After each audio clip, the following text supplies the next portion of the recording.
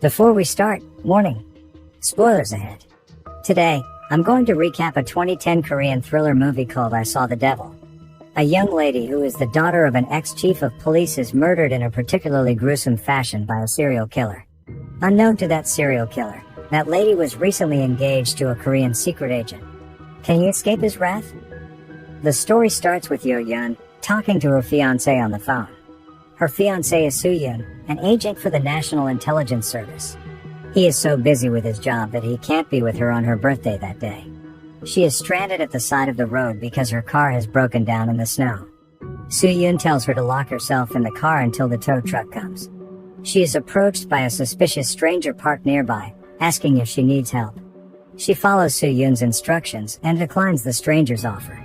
After a while, she notices that the stranger's car hasn't moved away. Suddenly, the stranger busts the car's window with a hammer and attacks her, making her unconscious. In the stranger's hideout, she is tortured quite brutally. She begs him to spare her life because she is pregnant. But he kills her anyway. Her engagement ring falls into the drainage when the killer dismembers her body. A few days later, an ear is found in a plastic bag by a group of kids playing near a river. The police send a team to comb the scene and find Yo-yeon's head in the river. Her father, who is an ex-chief of police, is devastated by it. Soo-yeon arrives at the scene and witnesses his fiancé's decapitated head. At the funeral, they both can't hold their grief. Soo-yeon regrets that he can't be there for her.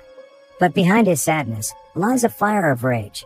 He decides to take the path of revenge. He goes to his superior to take a leave of absence from work. One of his subordinates sneaks out a special tool for him, a capsule tracker equipped with GPS and a microphone. Yo-yeon's father gives him the investigation file that the police have so far on the case. They have 4 main suspects. This time, he will take matters into his own hands. He tracks the first suspect and meets him in his apartment. He beats him to get a confession. He confesses to killing another person, but he is not the one Soo-yeon is looking for. After handing him over to the police, he goes to the second suspect. Unfortunately, that person is not the one he is looking for too. He then goes back home, but he feels so frustrated that he can't even get some rest. He decides to do more investigation to track the third suspect. Meanwhile, the serial killer is on the hunt again. He kidnaps another woman and kills her. Soo-yeon goes to the third suspect's family to get more clues. Even his family doesn't know his whereabouts. He abandoned his parents and left his son with them. After talking to the son, he finally discovers the location of the third suspect's hideout. He searches the house and finds a bunch of women's bags, undies, shoes, and other accessories inside a locked cabinet. He also discovers a room with bloodstains on the floor. After further inspection, he manages to find Yo-yeon's engagement ring inside the drainage.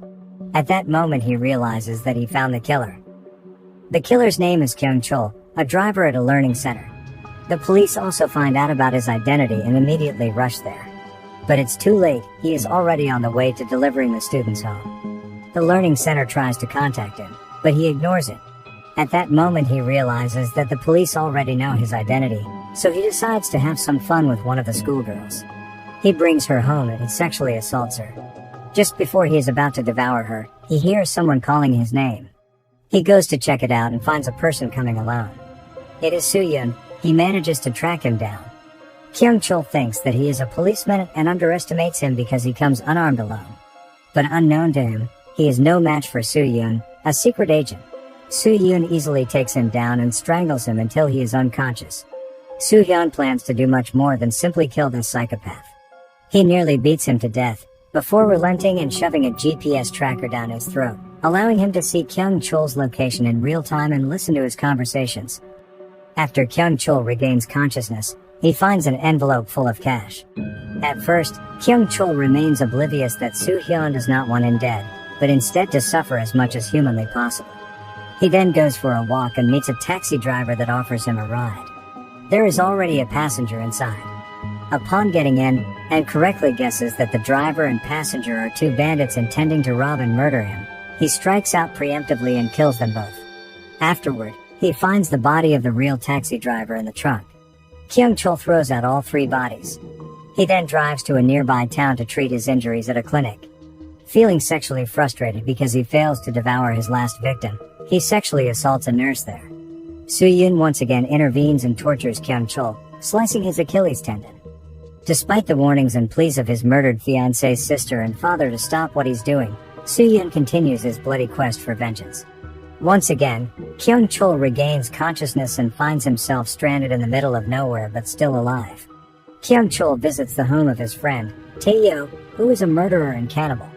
After explaining his situation to Tae-yo, Kyung-chul consequently deduces Soo-yoon's identity after recalling Yo-yoon's engagement ring, which Soo-yoon had put on before attacking him previously. He plans to stay there for a while, but Soo-yoon is already on the move. Just before Tae-yo is about to slaughter his victim to restock his human flesh supply, Soo-yoon comes and incapacitates Tae-yo along with his girlfriend, and beats Kyung-chul senselessly.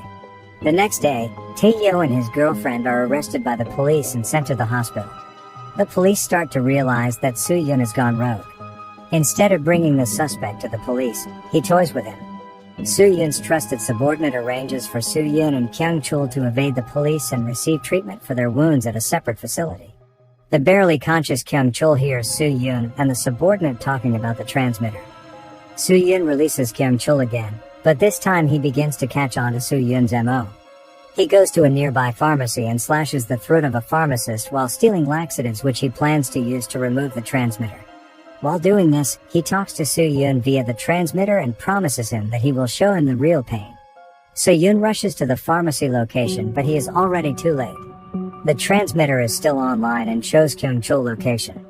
But it turns out that Kyung-chul already uses the laxatives to remove the transmitter, then plants it on a driver at a truck stop that he viciously beats. Now, he can't track him anymore. Kyung-chul contacts the police, telling them that he plans on turning himself in, so Soo-yoon will be unable to touch him, but not before he finishes some business. Feeling lost, Soo-yoon enters Tae-yo's hospital room to question him and learns too late that Kyung-chul is going after Yo-yeon's father. Angered, he breaks Tae-yo's jaw. Before Kim Soo-yoon is able to catch on to Kyung-chul's plan and warn him, Kyung-chul manages to get to him first and brutally attacks him with a dumbbell. Yo-yeon's sister arrives at the house, not aware of the situation. He then sexually assaults her and leaves her for dead on the street. Shortly after, Kyung-chul attempts to avoid Soo-yoon's revenge by surrendering to the police. However, Soo-yoon drives by and wheels off with Kyung-chul right in front of the police's eyes. Kyung-chul awakens to find himself tied up inside his home. After being tortured and stabbed, Kyung-chul still appears empowered, telling Soo-hyun that he's lost. He can't feel any pain, no fear, nothing. Soo-yoon places him under the makeshift guillotine. Soo-hyun leaves Kyung-chul, who now has a rope tied from his mouth to the door, holding the guillotine from beheading him. While Soo-hyun leaves, an older man and woman, and a small child exit a taxi and approach the hideout. Though he mocks Soo-yoon, Kyung-chul begins to panic when he learns that his son and elderly parents, whom he had abandoned some time ago, have arrived and are trying to visit him. As his family opens the door, the guillotine is dropped and Kyung-chul's head rolls to their feet. With Kyung-chul finally dead, Soo-yoon, who was listening through the transmitter some distance away, emotionally breaks down and begins crying in the street as he slowly walks away.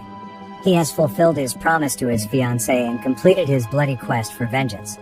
But is it all worth the price he paid? Subscribe to watch more videos like this, turn on notifications, and leave a like and comment to help the channel out. Thank you for watching, and see you next time.